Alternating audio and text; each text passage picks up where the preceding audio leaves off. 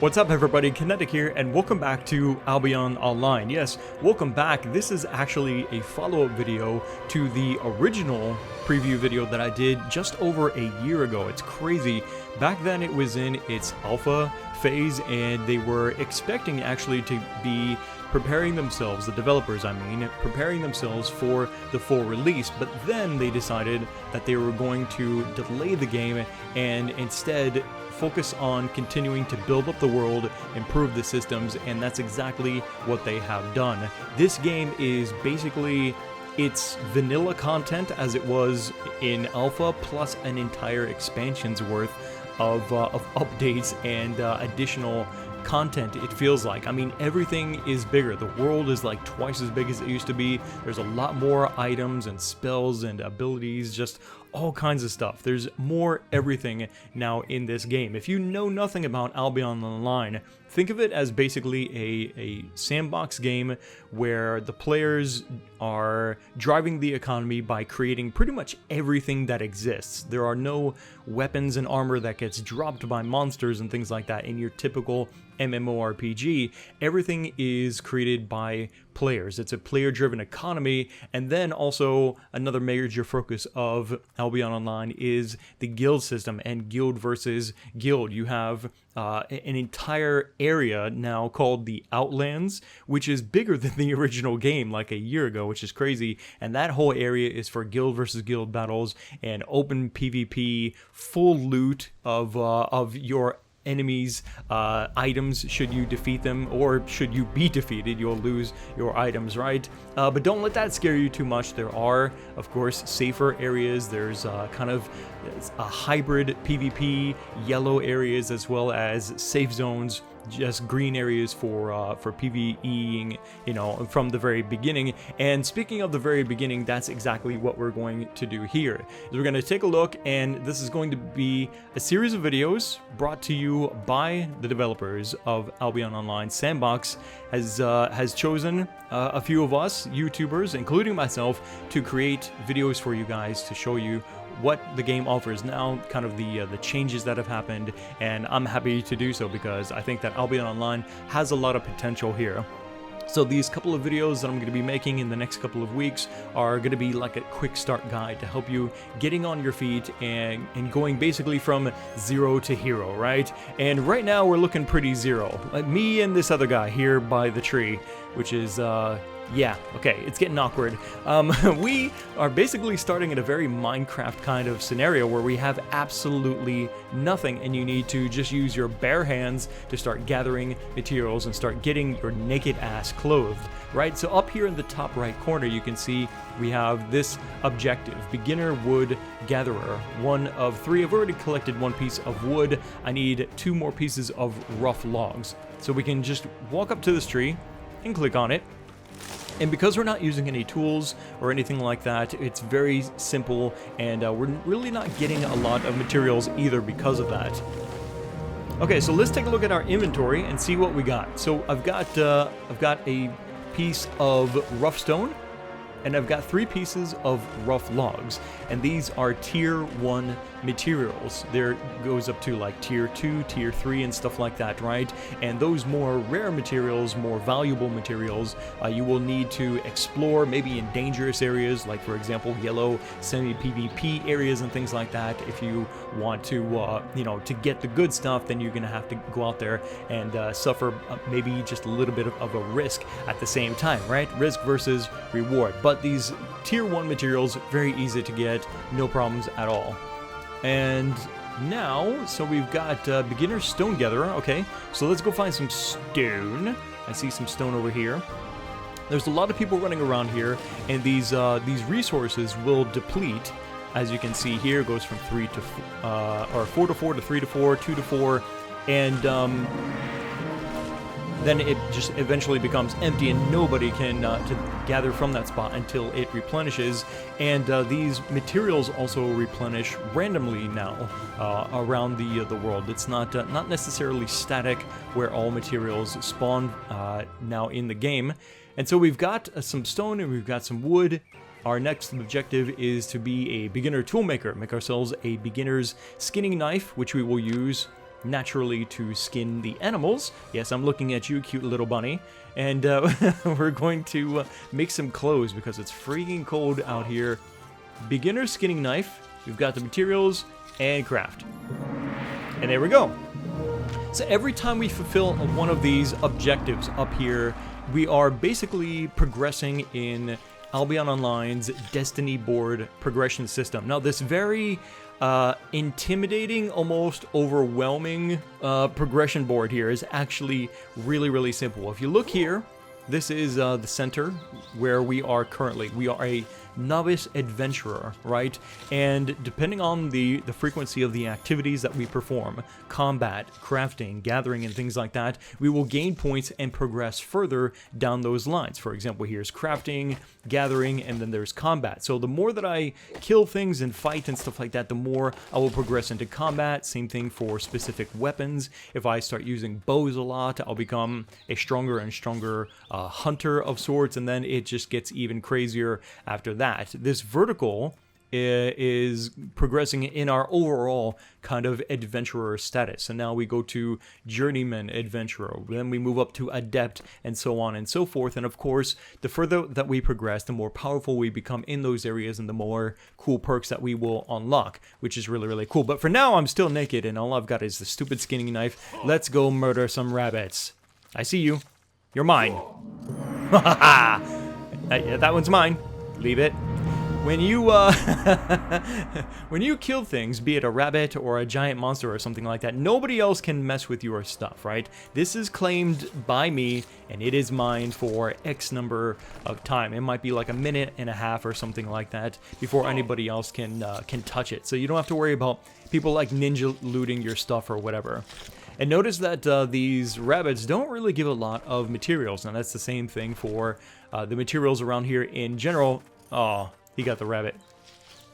Since we're using very basic tools and we're only surrounded by tier 1 material nodes, we're not getting a lot of gains. But as you explore into to more exotic lands, I suppose, and you have better tools and things like that, you will get much better materials, higher quality versions, I mean, and you also get a lot more from each of those gathering sessions. All right, so now we've fulfilled a couple of cool things, and we've got some materials. Let's go make ourselves a new bunny jacket. It says beginner's mercenary jacket, but that's just way too many words. Bunny jacket, that's what I'm calling it. Let's make ourselves a bunny jacket. So there's our armor section here at the crafting workbench. You will find these crafting workbenches mainly in towns, right? And they will also be more specialized, as you will see later. This is kind of like an all-in-one, your beginner's crafting section to make, you know, beginner's type of stuff. So let's make our bunny jacket. It takes 8 pieces, which I have. Craft. Boom.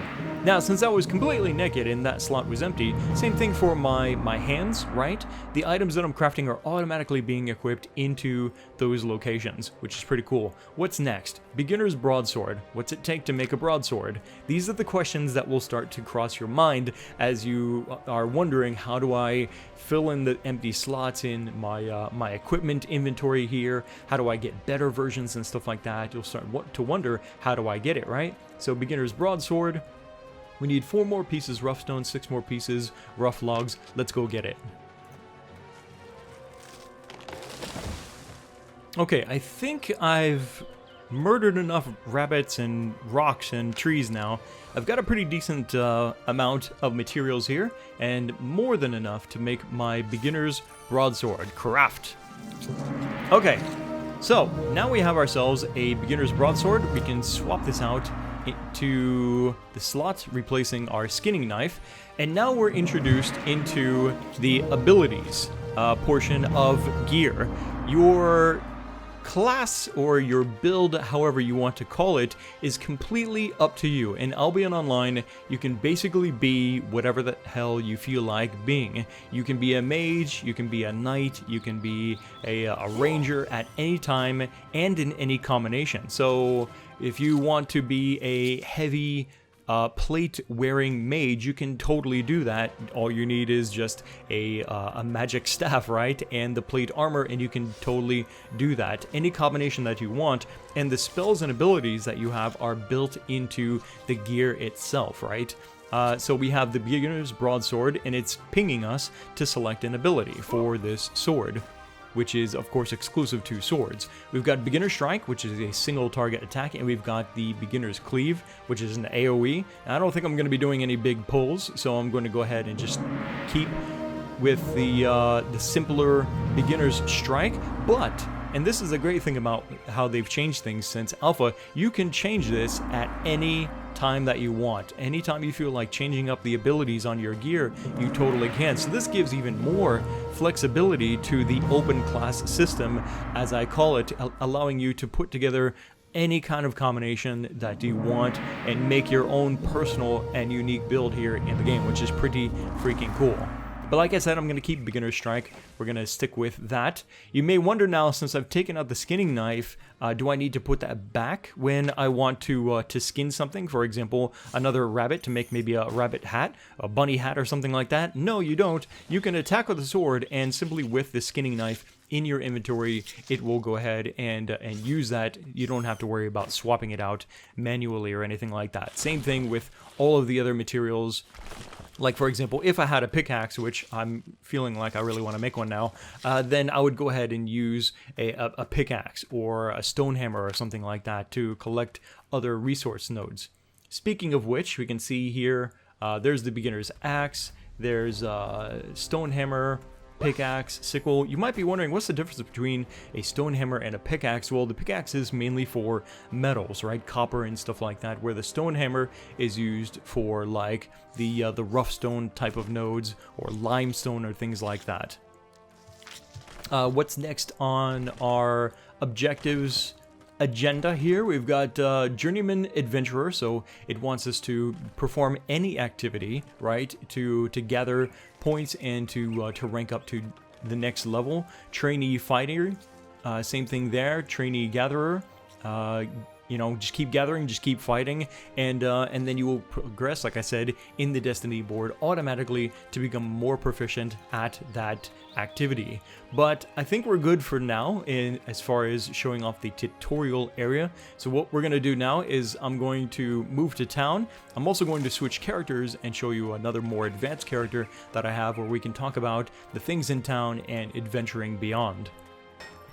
Alright, so now I'm on my primary character here in the beta. This is McShovelbeard. I named him that because really that's exactly what this beard style looks like. When you're in the character creation, it looks like a freaking shovel attached to my face, and it's awesome. But for the rest of this video, we're going to take a quick tour of the town and again kind of take a look at how you can advance further once you've gotten into town, crafting better items, and also item combination. Let's start with that. So here I've got 3 sets of the armor types and also weapons available for you here in the first starting town, right? So these are actually a little bit more advanced. This is novice gear, so plate, novice helm, jacket, and boots there. And like I said before, at any time that you want, you can click on your equipment.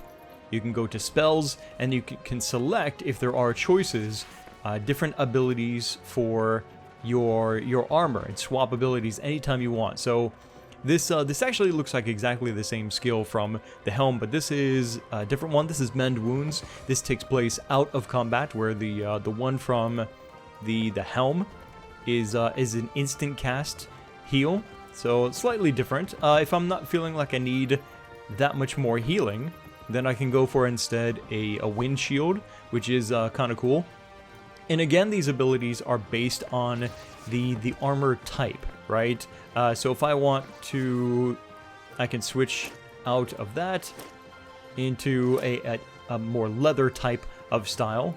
And from here, I'll have different abilities. Here we have Howl. Slow enemies in a cone in front of you by 30% while also slowing their attack speed by 15% for 10 seconds, or 10.5 seconds, and deals 26 magic damage to each enemy hit. So that's unique to this helm, right?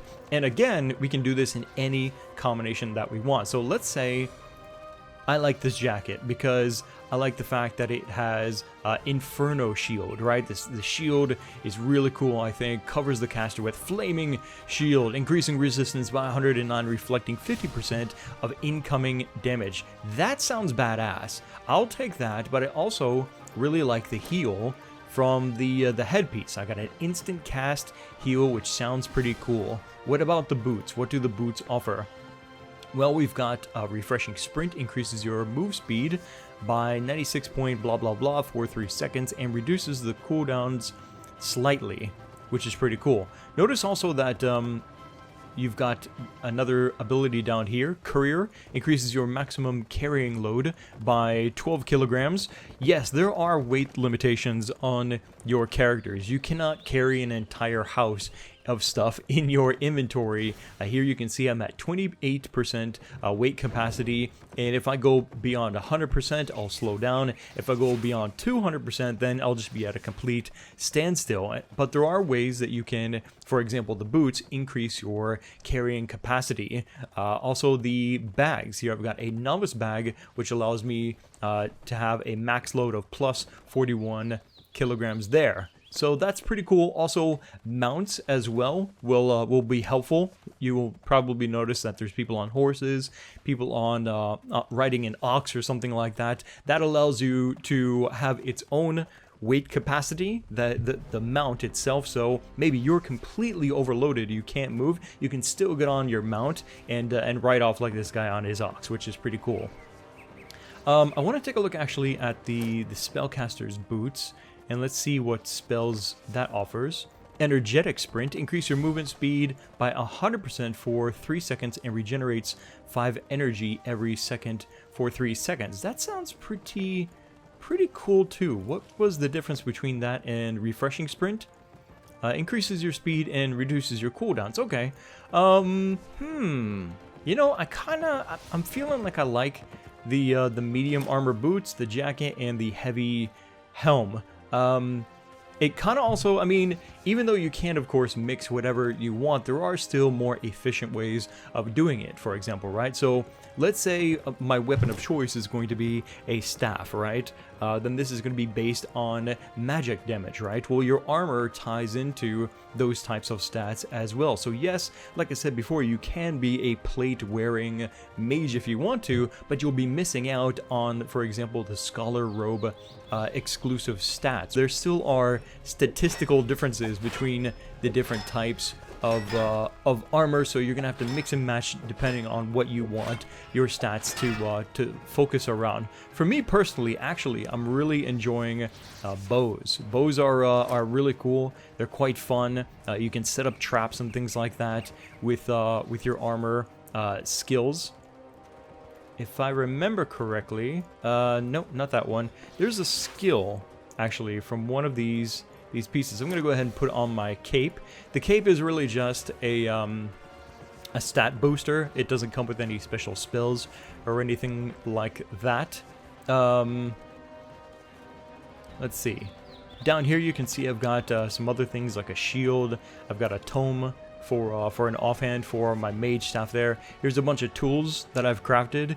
And all of this stuff here, all of the stuff that we're looking at came from here in this town. Not the materials, mind you, I had to go outside of the town to get them, but to make them, I came back here to the towns where we can find these more, like I said, specialized crafting stations here. So for example, here is a special station specifically to smelting and making, for example, copper bars from copper ore.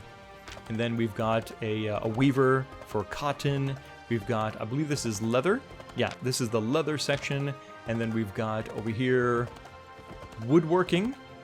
We've got, what is this? I believe this is, yeah, limestone block station. You can actually collect some basic tier 1 materials here from the towns as well. Here you can see a couple of bunnies waiting to be made into a bunny jacket. Got some rocks over there that you can knock on. And here is actually a station that I specifically definitely wanted to show you guys, because you may be wondering, well, where does that awesome bag come from that increases your weight capacity? Right here, baby. This guy, the Journeyman's Toolmaker, will help you make some basic tools, for example, some furniture as well for your house. Yes, you can have houses, you can have your own shops, actually, like the ones that you see here. You can have your own blacksmithing station, and you can tax people to use your blacksmithing station, but we're going to talk about that, I think, in another video. This is just the basics, right?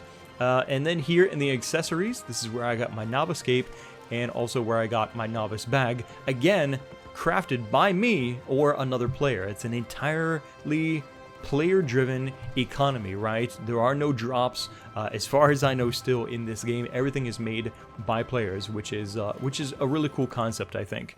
But let's say you really are not interested in crafting or gathering. All you want to do is just be the world's #1 bunny murderer. Well, you can get all of your goods, assuming you have the currency, from the auction house. The auction house offers everything that's being made and being sold by other players here in Albion Online, and for the most part, the prices are reasonable, I would say. But more than likely, if you're serious about playing Albion Online, right, then you'll want to be part of a guild, because that's a big part of what this game is about, is being a part of a guild, and your guild will more than likely help you get gear, by exploring in groups in dangerous lands for materials. You'll be able to craft the stuff yourself, or other members in your guild will be able to craft it for you because they're really good at it, and you're just, the world's #1 bunny murderer, not a crafter. And that's totally fine, right? There's just a lot of really good benefits and perks to being part of a guild, certainly. Here at this station, okay, this is also something I definitely wanted to point out to you guys, is there is a repair, salvage, and a reroll station. If your gear is breaking down, you can repair it for yourself with a small silver fee. Silver comes from the game, is what you will pick up from humanoid enemies. Of course, you'll get it from quests and services, maybe from other players or something like that, and then you can use that for a number of things, like, for example, repairing your gear. We've also got salvaging. I no longer need, for example, this now red durability beginner's pickaxe. So what I can do is, rather than repair it, because it's just a tier 1 pickaxe, I'll go ahead and salvage it. Now, the interesting thing about the salvaging aspect here in Albion Online is it's based off of the durability of the item. The lower the durability of the item, the more materials you actually get back from it.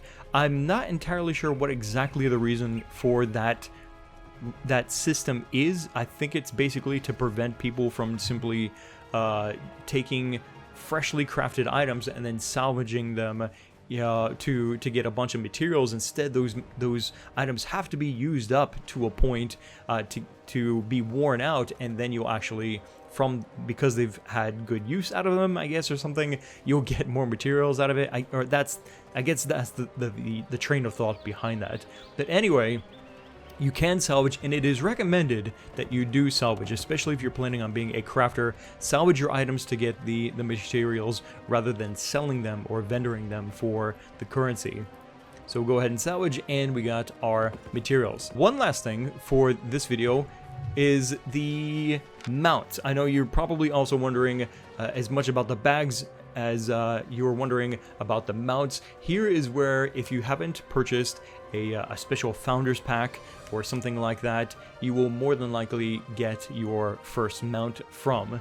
In order to sort of craft, in a way, your mount, you will need a horse, which can be raised on a player's farm, including your own. You can raise animals, you can grow crops and things like that, and you can go ahead and raise your own horse if you want to, or purchase it probably from somebody else that's doing it, and then just have some thick leather, and it will make a saddle for you, and then you'll have an awesome mount.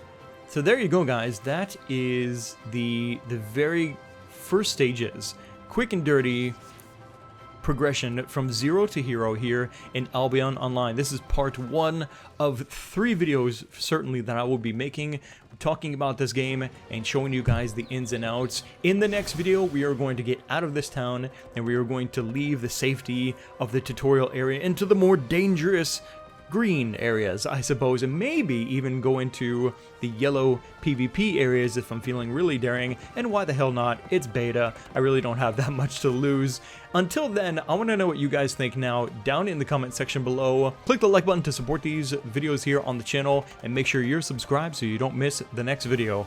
Thanks again for watching. My name is Kinetic, and I'll see you next time.